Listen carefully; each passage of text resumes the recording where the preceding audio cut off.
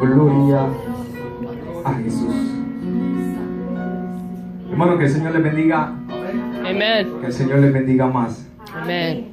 Siempre que tengo la oportunidad de predicar la palabra del Señor, digo, ¿verdad? Es un privilegio poder, ¿verdad? Primeramente gracias a Dios, y es un privilegio poder predicar la palabra del Señor y poder compartir con la familia de Cristo y más con la familia, mi familia en especial. Así que estoy muy agradecido. Agradezco a la pastora por la oportunidad. Así que va a ser un tiempo extraordinario, no porque Charlie Caraballo viene de Puerto Rico, sino que la palabra del Señor siempre ha de bendecir nuestras vidas y transformarnos a cada uno de nosotros. Amen. No se trata de quien predica, sino que aquel que predica la palabra de Jesucristo. Amén. Quisiera que pudiéramos ir rápidamente a la palabra del Señor. Vamos a estar dirigiéndonos hacia el Salmo 73, verso 13. El Salmo 73, verso 13.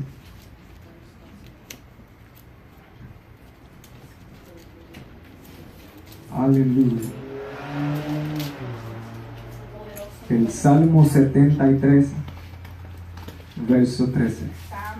Amen. Y adoramos a Jesús. La palabra del Señor se lee a la gloria del Padre, del Hijo y del Espíritu Santo. Una iglesia en victoria dice: Amen. Y dice así: verdaderamente en vano he limpiado mi corazón y lavado mis manos en inocencia. Lo voy a volver a repetir. Verdaderamente en vano he limpiado mi corazón y lavado mis manos en inocencia. Oramos a Dios en esta hora. Padre, en el nombre poderoso de Jesucristo, tu Hijo. Señor, te damos gracias por la oportunidad que nos permites a todos acá, los que nos hemos reunido en este tiempo maravilloso, donde sacamos un tiempo para adorarte, para glorificar tu nombre. Sacamos un tiempo en coinonía juntos como hermanos a reunirnos para escuchar palabra tuya, Jesucristo. El así dice el Señor: en esta hora te pido, Dios, que mientras yo predico tu palabra con denuedo, con autoridad, tú extiendas tu poderosa mano para hacer milagros, prodigios y señales en medio de tu pueblo. Señor, siempre entendiendo que la gloria y la honra siempre serán para ti, Jesús. Amen. Hallelujah. Tú puedes sentar. Praise God. Hallelujah. En un momento dado se encontraba una secretaria en conversación con un compañero de trabajo. Ambos trabajaban para una empresa, y en un momento dado se le acerca a este compañero de trabajo a su área de trabajo de la secretaria, y le dice a la secretaria: me gustan todas las hojas que tienes colocadas, pegadas más bien en tu oficina, todos los papeles con cada uno de los mensajes muy emotivos, muy buenos. Y este empleado le dice: me gustaría que me sacaras copia de cada uno de ellos. Y la secretaria le dice: yo te los puedo regalar, los puedo sacar y te los puedo regalar. Le dice el obrero: no, yo solamente necesito que tú me saques una copia de cada uno de ellos. Y la secretaria le dice: no, yo te los voy a regalar. El obrero le pregunta: ¿pero por qué? Lo que pasa es que la realidad es que los tengo allí y nadie, pareciera que nadie los lee. ¿Para qué tenerlos pegados si nadie los está leyendo? ¿Para qué? Y en su corazón sus palabras fueron: no vale la pena. Y el tema por el cual ha de estar predicando en esta hermosa mañana es bajo el tema: vale la pena. Amen. Hallelujah. Es frustrante en nuestra vida cuando tenemos un propósito y tenemos la intención de poder ayudar, de poder bendecir, de poder animar a otros a través de una gestión propia. El deseo de la secretaria era que cada empleado que llegara a la oficina o a la empresa pudiera leer cada uno de los posters que tenía pegado con un mensaje emotivo para el trabajador. hablando de la importancia de trabajar en equipo, hablando de la importancia de poder dar el máximo de cada uno de nosotros, hablando de los tropiezos, pero cómo nos podemos levantar. La intención de ella era poder crear un ambiente distinto en el área laboral. Las situaciones en el área laboral no están muy buenas, pero yo voy a aportar para que las cosas sean distintas. A lo mejor no tengo la voz cantante para pararme al frente como el director ejecutivo y pueda dirigir o hablarle a sus empleados o ser el recurso humano para traerles charlas emotivas que insten al trabajador a seguir hacia adelante y a trabajar en equipo en pos de la empresa y del compañerismo dentro de la misma. Cuando ella se percata y ve, no veo resultados. No obtener resultados que esperamos es difícil, es lamentable, es triste, es frustrante. Ver cómo a nadie le interesa nuestro esfuerzo para bien, porque no es un esfuerzo para amar, sino es un esfuerzo para bien. Ver cómo muchos pasan por alto lo que uno hace, no para gloria propia, sino para la bendición y la ayuda de todos. Ver el panorama cómo empeora cuando nuestro deseo y el fin es que las cosas sean distintas y efectivas, pero muchos lo pasan por alto. Y es allí donde llega la pregunta a nuestro corazón y a nuestra vida que dice: ¿valdrá la pena seguir?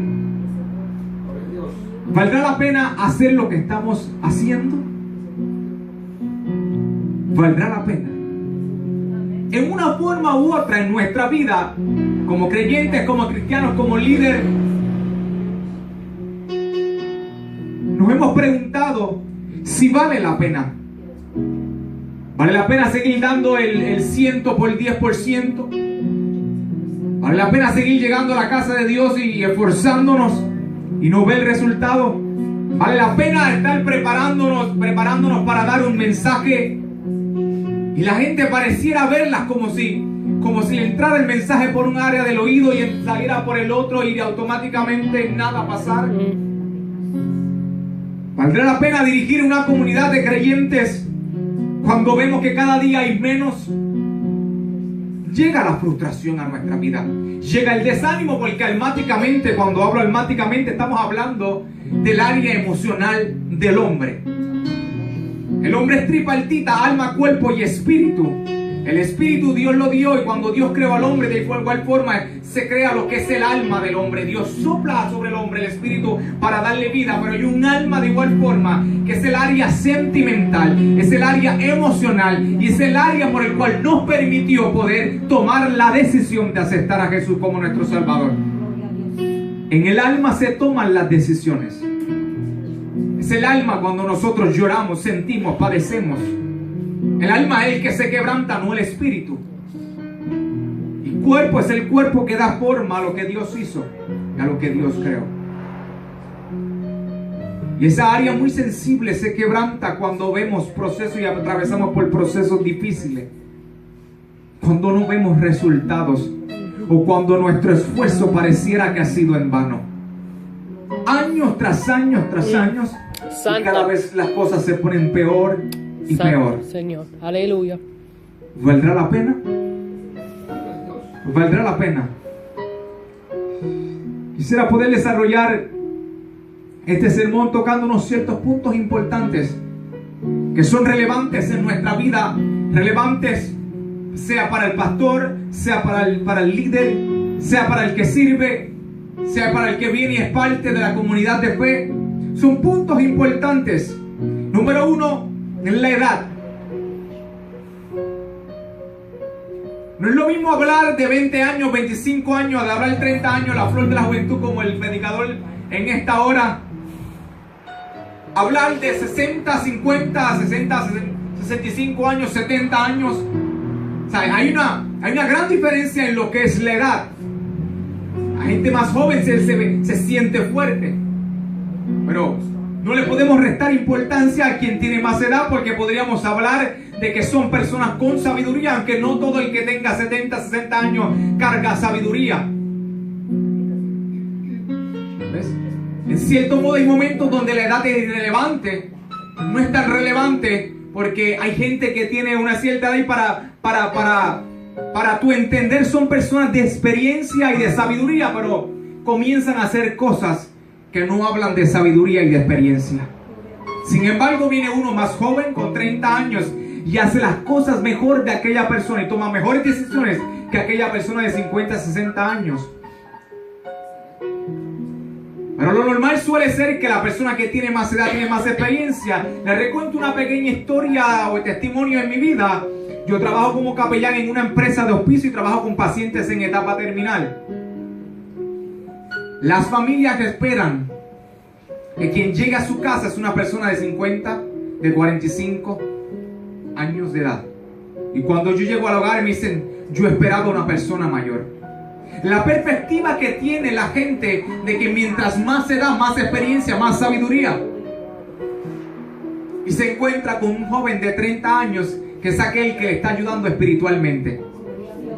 Es aquel que le está ayudando a sobrellevar el proceso de duelo, el duelo anticipado de saber que tengo un ser querido que pronto va a morir.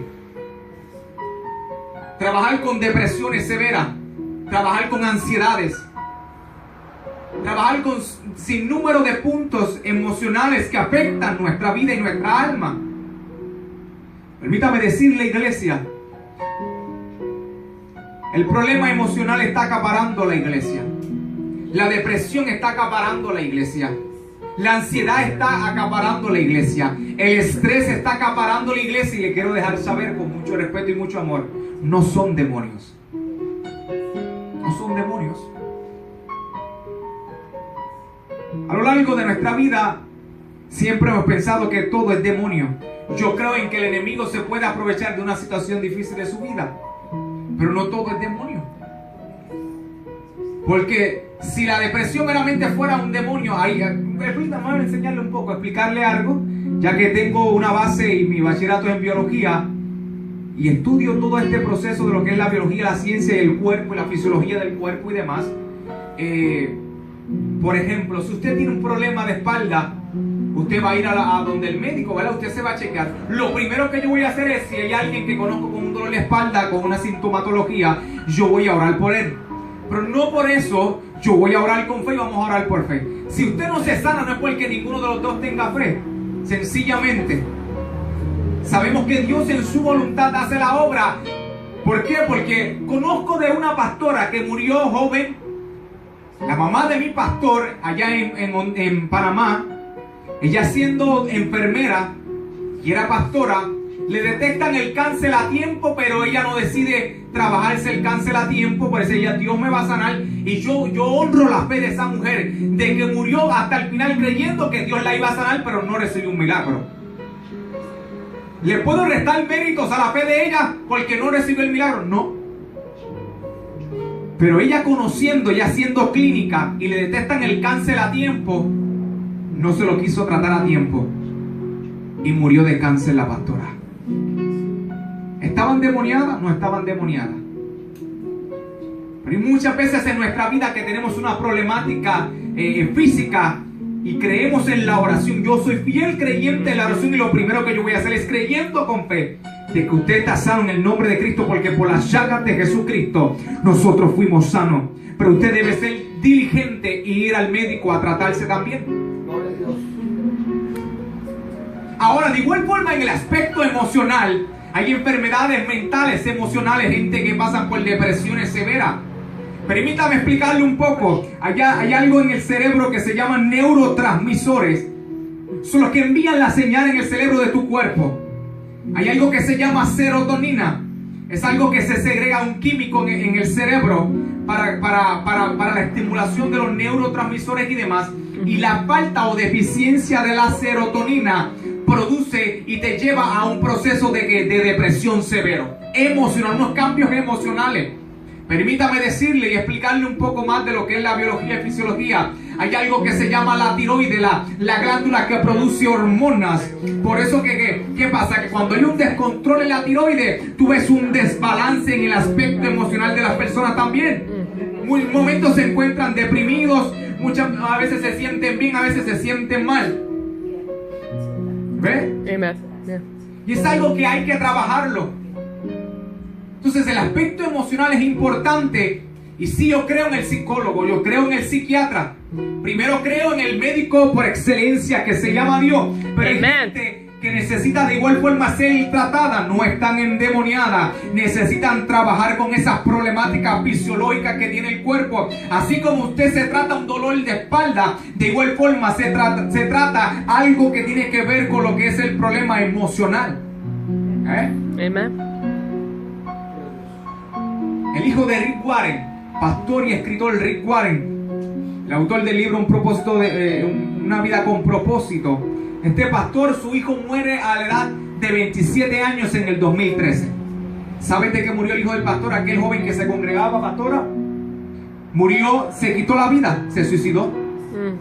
Se suicidó por una depresión severa y un trastorno de bipolaridad. Y en la iglesia hay gente con depresión. En la iglesia hay gente que tiene trastornos de bipolaridad. Sí, hay gente en la iglesia que tienen medicamentos recetados por un psiquiatra, ansiolíticos para ansiedad y demás. ¿Sabes el problema? Que a veces estamos reprendiendo demonios y la realidad es que no es un demonio, es que no se tomó el medicamento.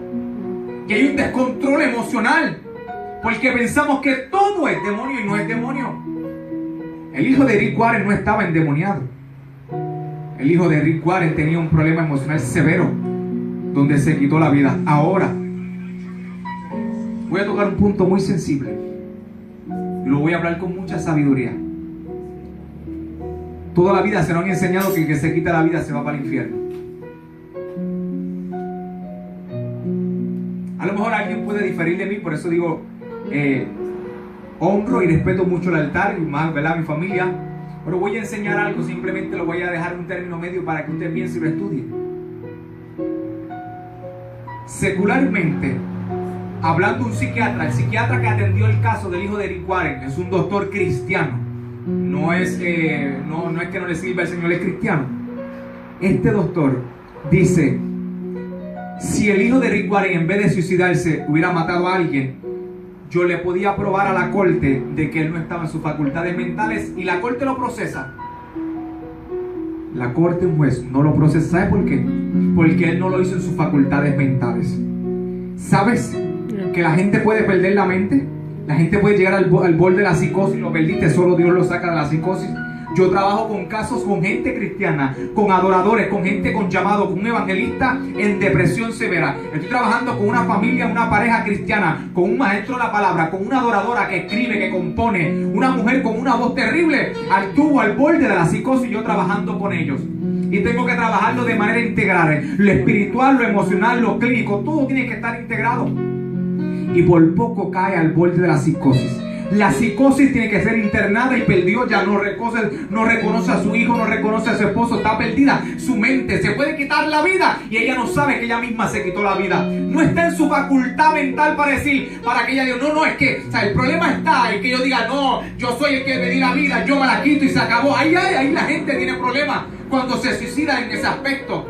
Pero si la ciencia, si un médico te puede probar, y está hablando un psiquiatra cristiano, de que él no iba a ser procesable.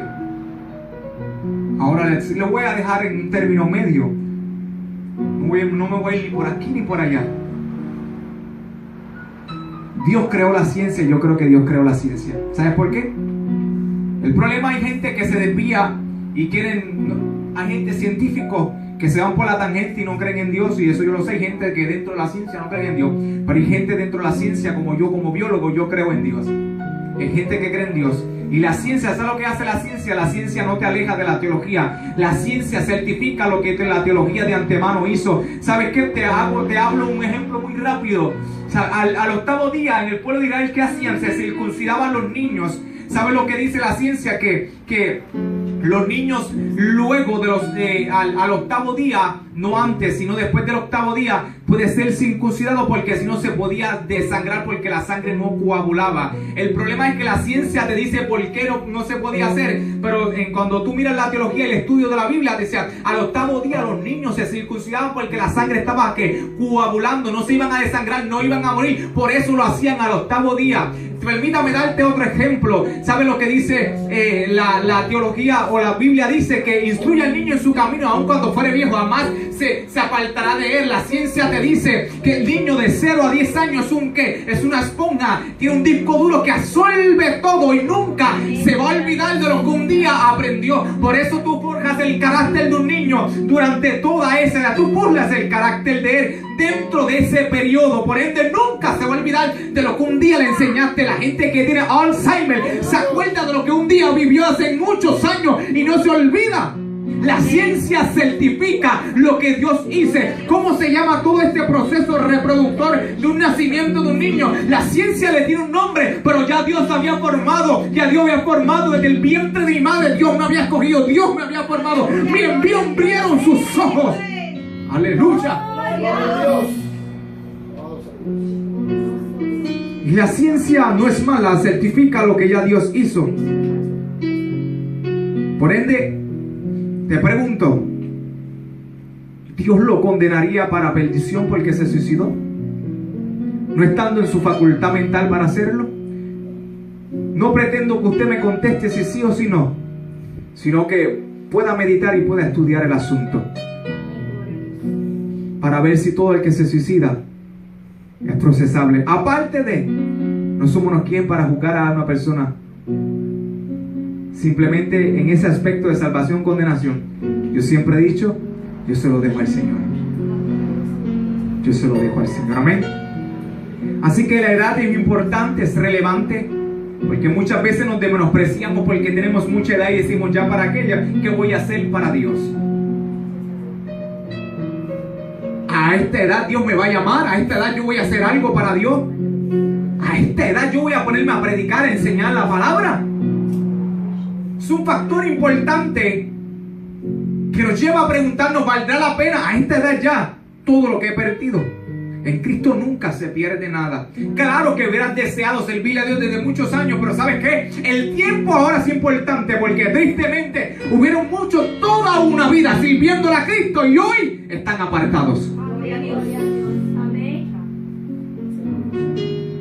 Es muy lamentable. Pero la edad es un factor importante. Hablando de edad, si vamos a la Sagrada Escritura, hablamos de un Noé que casi a los 600 años Dios lo manda a hacer un arca. ¿Para qué? Hablarle al pueblo que iba a haber un diluvio, que entraran, pero ninguno quiso entrar y entran 7. Su familia entra al arca de Noé.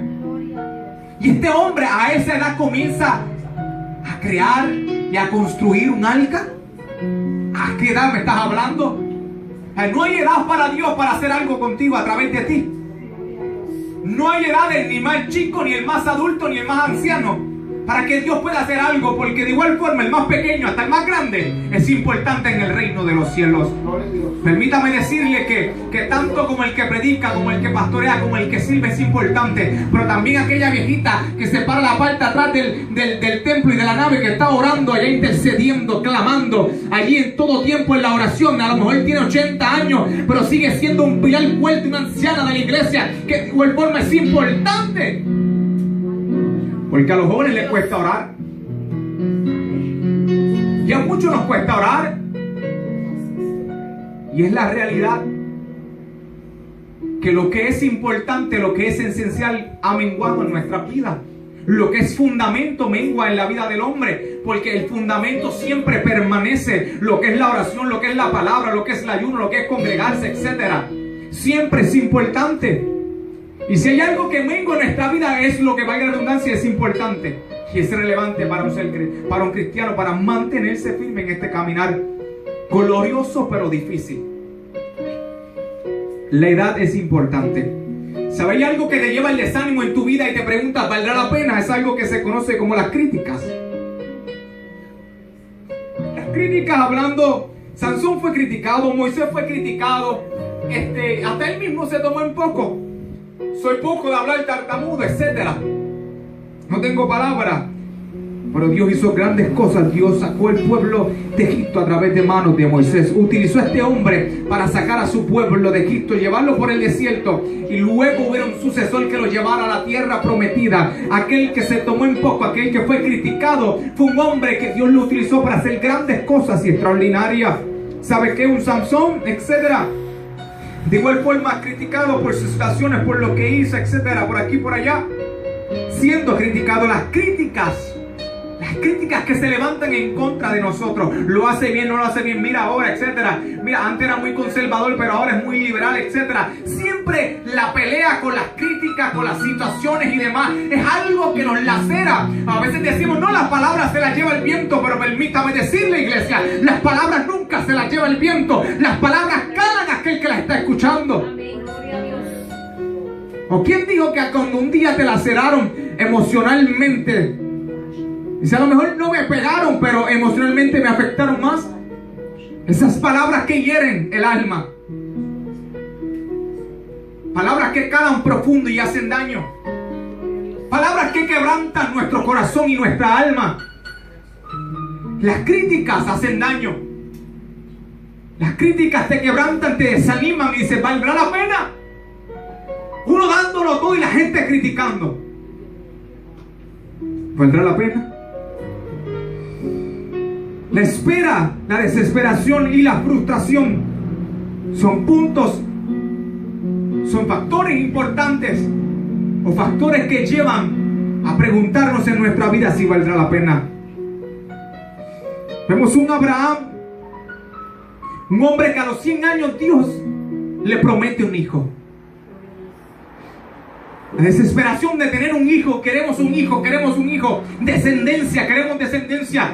Pero ahora me vas a dar descendencia cuando yo tengo 100 años y mi esposa está estéril. Es real lo que estás hablando. La frustración, la desesperación. Mi esposa es estéril, ya yo tengo 100 años. ¿Qué podemos hacer ahora? ¿Qué puedo esperar ahora? La larga espera. Vemos un hombre llamado Job frustrado por la situación que está viviendo y por encima sus amigos lo critican. Su esposa dice, maldice a tu Dios y muérete, le dice, imagínate. Claro, que muchas veces criticamos el aspecto de su esposa, pero ¿te imaginas una esposa viendo a su esposo en la condición que se encuentra? Yo no estoy diciendo que tienes que maldecir, pero permítame, hermano, ese no es fácil. A cualquiera se le sale los 5 minutos en la carne, como decía un hermanito allá en Puerto Rico. Ver la condición de su esposo a tal punto. Entonces, sus amigos tildándole de que era un pecador porque algo tuvo que haber hecho para que pasara por ese proceso. Entonces, miramos más lo físico en nuestra vida. Estamos muy pendientes a lo que podemos perder físicamente. Porque este hombre lo perdió todo, pero nunca le pudieron tocar su corazón. ¿Sabes? Interesante la historia de Job, porque aún perdiéndolo todo no había perdido nada, porque el corazón de él había sido guardado y protegido por Dios. Entonces, cuando tu corazón es guardado, no está hablando del cardio. La palabra en el griego de corazón es caldio. Caldio es aquel que bombea sangre. No está hablando de la palabra caldio, está hablando de tu alma. Y te dije ahorita que en el alma se centran las emociones, los sentimientos y las decisiones. El alma es la que te dice, decide por Cristo y no por el enemigo. Decide por Cristo y no por el mundo. Decide por Cristo y no por lo material. He perdido todo lo material, pero si tengo mi corazón guardado para Cristo, Amen. lo tengo todo y no he perdido nada. Alguien puede adorar a Dios en esta hora. Dale un fuerte aplauso a Jesús en esta hora. Si tu corazón sigue siendo íntegro, sabes que lo puedes perder todo, pero si tu corazón está intachable y guardado por Dios, no has perdido nada, absolutamente nada. El menosprecio. Sabes, en un momento dado, el primer libro de Samuel, primer libro, no son cartas, primer libro de Samuel, capítulo 16. Nos habla una historia interesante. Luego de Dios desechar a Saúl como rey del pueblo de Israel, manda al profeta Samuel y juez, lo envía a la casa de Isaí. y lo envía a ungir un hombre. Lo envía a ungir uno de los hijos de Isaí. Y entre los hijos se encuentra Eliab. Aquí tengo, Isaí le presenta a su primer hijo. Mira, aquí tengo a Eliab. ¿Qué tú crees de este hijo mío fuerte, musculoso, grande, hombre de guerra? Y Samuel le dice, este no es. Porque Dios no está mirando lo que el hombre está mirando. Dios está mirando mucho más allá de las capacidades físicas del hombre. O sea, Dios no está mirando las cualidades que el hombre está mirando. Este hijo mío es idóneo para la guerra. Este hijo mío es idóneo para reinar. Pero Dios no está mirando esas características que nosotros estamos mirando. Tengo aquí a Abinadab, tampoco es. Tengo a Sama, tampoco es. ¿Y no te queda otro hijo por ahí? Sí, tengo uno por ahí. Aquel está pastoreando las ovejas. Aquel está pastoreando mis ovejas. Es aquel hijo mío pequeño, de buen parecer, rubio, de ojos claros. Es interesante porque ese es el que Dios unge. Ese es el que Samuel unge. Ese es el que Dios escoge.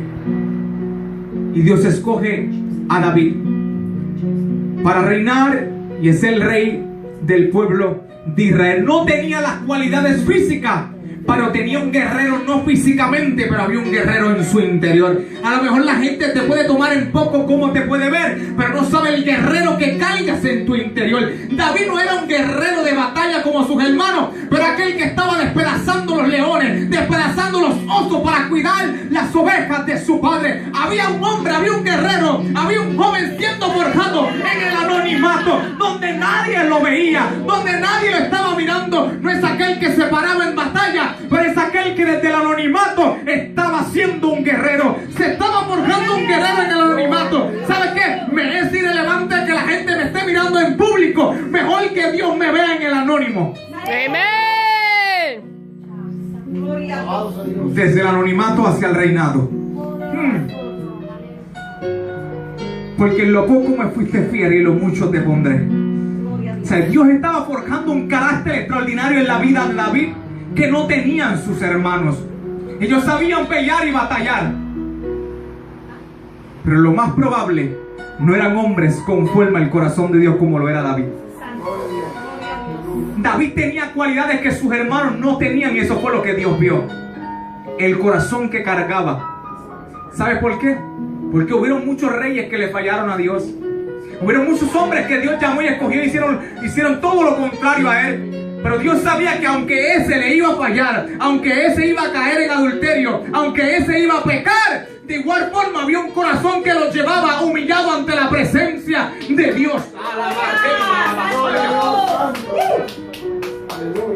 Yes. Porque cuando hay un corazón conforme al de Dios, tú puedes estar arrastrado en el mundo, pero ese corazón humillado ante Dios te va a llevar a eso mismo, a humillarte ante el Señor. Y la humillación es reconocer que lo que he hecho no está bien y debo tornar mi vida nuevamente a Cristo. Eso es lo que es la humillación, lo que es el arrepentimiento. Es un cambio de mente. Change your mind. Yes. En inglés. Amén. Aleluya. Santo Señor. Santo. Interesante Señor. por demás, porque en un momento dado David va hacia la batalla, sus hermanos están en la guerra, está Saúl con el pueblo, están los hermanos de David para pelear con los filisteos, y nadie se atrevía a pelear con Goliat. Nadie se atrevía a pelearle, a hacerle frente al gigante. Pero entonces Isaí envía a su hijo para que le lleve alimento, comida a sus hermanos a la batalla. Pero usted cree que David iba sin nada. David no iba con un escudo, David no iba con una espada, ni mucho menos con la vestidura de guerrero. David iba con su honda, con su saquito y con las 5 piedras, porque aparte del Goliat grande habían otros hermanos que si había que tumbar los otros, había otra para tumbar los otros. Gloria a Dios. Para tumbar los gigantes que nos hicieran frente. Permítame hacer un paréntesis con los gigantes. Cuando el pueblo de Israel entra a la tierra, o cuando más bien Josué, en un momento dado, los 10 espías, los 12 espías, son enviados a la tierra de Canaán, la tierra que fluye leche y miel. Hubieron 10 que dieron malas noticias, pero Josué y Caleb fueron 2 que trajeron buenas noticias independientemente de los gigantes que estaban en la tierra. Usted se puede preguntar cómo es posible que aún en la tierra que Dios me promete hayan gigantes. ¿Cómo yo voy a conquistar si esa fue la tierra que Dios me prometió que fluye leche y miel, pero hay gigantes? Entonces pretendemos que todo lo que Dios nos da en nuestras manos, pensamos que todo es fácil, no hay gigantes. Siempre en medio de la bendición que Dios te ofrece van a haber gigantes. Santo Señor. Pero Dios lo mandó a conquistar, la conquista es a pelea. Cuando tú conquistas y cuando se conquistaba en los tiempos de guerra, no era de manera pasiva, era proactiva. Había guerra, había pelea. Lo que pasa es que nosotros no peleamos como ellos peleaban, nosotros peleamos de rodillas. Entonces, Dios nos promete una tierra. Dios le promete a Abraham y por su descendencia le promete esta tierra. Pero ¿cómo es posible que hayan gigantes en mi promesa? Lo que pasa es que a veces no podemos entender que mientras tú vas en camino hacia la conquista, los gigantes se encargan de preservar la promesa que Dios te dio. Permítame explicarte un poco esto. Lo que pasa es que mientras en el tiempo que se tomaba de conquistar Israel la tierra prometida donde habitaban los gigantes, en ese lugar, mientras ellos iban de camino, los gigantes habitaban el lugar, ¿verdad? Y como habían habitantes, la tierra no estaba desolada y vacía. La tierra no estaba desordenada. La tierra no estaba hecha a perdición, porque cuando no hay nada en una tierra, todo se echa a perder. La hierba comienza a crecer. Ya no va a dejar de ser la tierra que fluye y leche y miel, sino la tierra abandonada. Pero no estaba abandonada porque habían gigantes. Pero tus enemigos se encargaron de cuidar tu promesa mientras tú llegabas a conquistarla. Santo Señor, aleluya. Comienza a mirar que la promesa que Dios te prometió, valga la redundancia, aunque tenga gigantes, pero son gigantes que se encargan, mis enemigos, de preservar lo que Dios me prometió. Me parece contraproducente entender que lo que Dios me promete sean los enemigos quien me la cuiden. Santo. No es posible. Come on. Praise God, aleluya, Santo No Señor. es posible. Pero sabes que cuando conquistas, tus enemigos siguen siendo intrusos. No, que esta tierra de nosotros no es tuya, porque desde el día que Dios se la prometió a Abraham, los gigantes comenzaron a ser ¿qué? Intrusos. Y cuando tú llegas a lo que es tuyo, tú le dices que al que no pertenece ahí, ¿qué tiene que hacer? Te tienes que ir, vamos, come on. Amen. Let's go. Amen. Out. Fuera. Fuera. Santo. Vamos, intrusos, fuera. Esta es mi promesa. Y ahora tú, desde que el día que Dios me lo prometió, tú seguiste siendo que un intruso. Y tienes que salir de la tierra que Dios me prometió, porque es de nosotros. Y si no te mueves, vamos a guerrear por ella. Amen. Aleluya. Aleluya. Es mi tierra y mi promesa. Yes. Y todo intruso se tiene que ir. Aleluya. Santo Gloria a Señor. Jesús. Praise your name, Lord El Jesus. primero que se levanta en contra de David es su propio padre, quien lo toma en poco.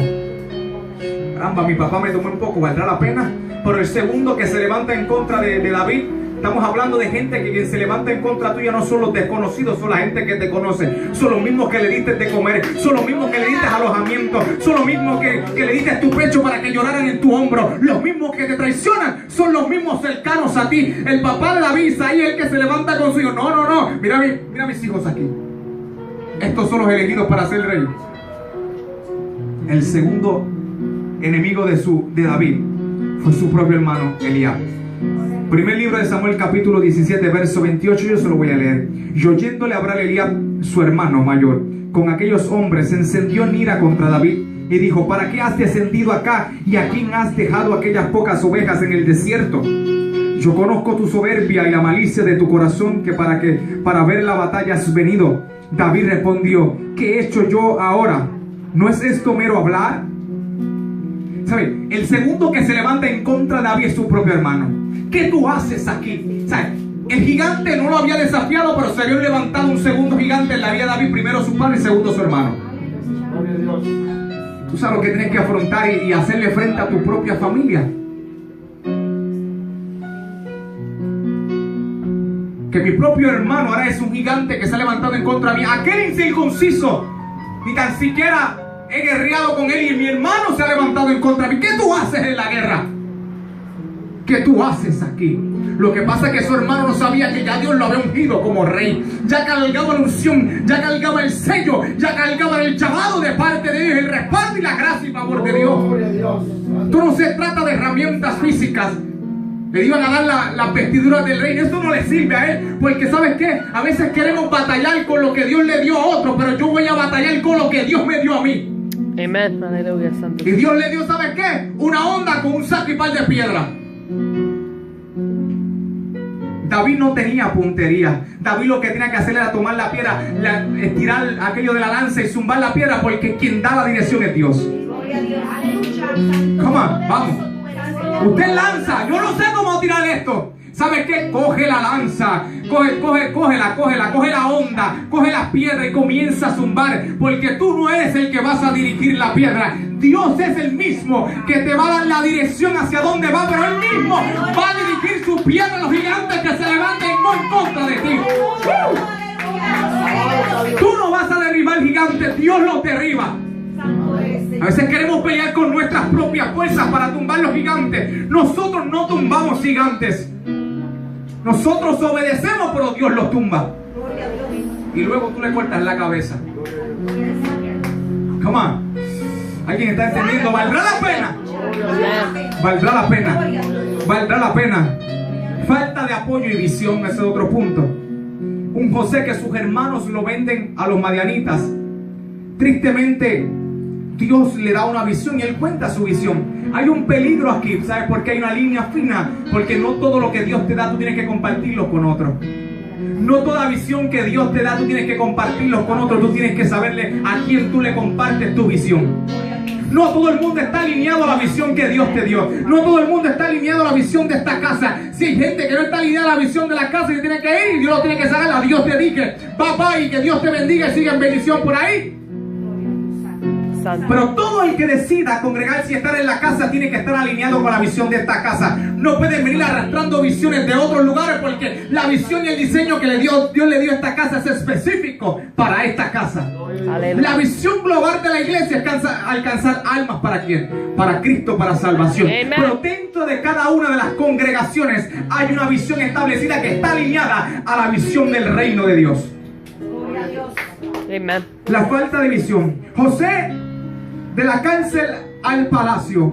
José es vendido por sus hermanos a las madianitas. Si José no hubiera sido vendido por los madianitas, o sea, no lo hubieran vendido los madianitas, lo hubieran vendido a Potifar. Si no hubiera sido vendido a Potifar, José no hubiera llegado en manos de la situación con la mujer de Potifar. Y si no hubiera atravesado por este proceso difícil con la esposa de Potifar, José no hubiera sido encarcelado. Si José no hubiera sido encarcelado, José no hubiera hallado gracia delante de los ojos del jefe de la cárcel y lo hubiera puesto al mando de los presos. Si José no hubiera sido puesto al mando de los presos, el jefe de los coperos y los panaderos no hubieran estado metidos en la cárcel, entonces no hubieran tenido un sueño y José no lo hubiera interpretado. Si José no hubiera interpretado el sueño del copero y el panadero, el faraón teniendo un sueño, José no lo hubiera podido interpretar. Pero ¿qué?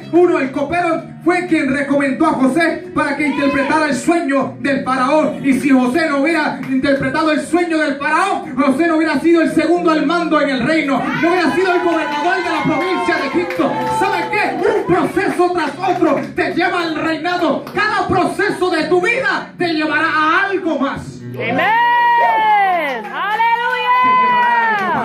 ¿Sabes qué? Mi proceso, mi desierto, no es para matarme, es para llevarme a algo mejor. ¡Amén! ¿Sabes qué? Me han traicionado, me han vendido, me han metido a la cárcel. Por un día vas a estar gobernando lo que Dios dijo que ibas a gobernar. ¿Y sabes qué? Y si José no hubiera gobernado, su familia no hubiera tenido de qué comer cuando pasaron el tiempo de hambre. Los mismos que lo vendieron fueron los mismos que tuvieron que pedirle ayuda. Los mismos que te vendieron, los mismos que te traicionaron, un día van a tener que decirte: ¿sabes qué, pastora? Necesito ayuda. ¿Sabes qué, hermana? ¿Sabes qué, líder? Necesito ayuda. Los mismos que te traicionaron un día vendrán donde ti a reconocer que tú tienes lo que a ellos les hace falta.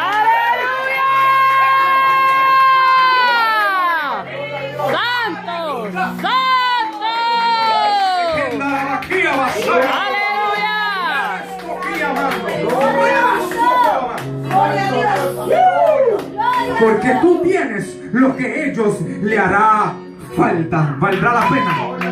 Valdrá la pena. Valdrá la pena.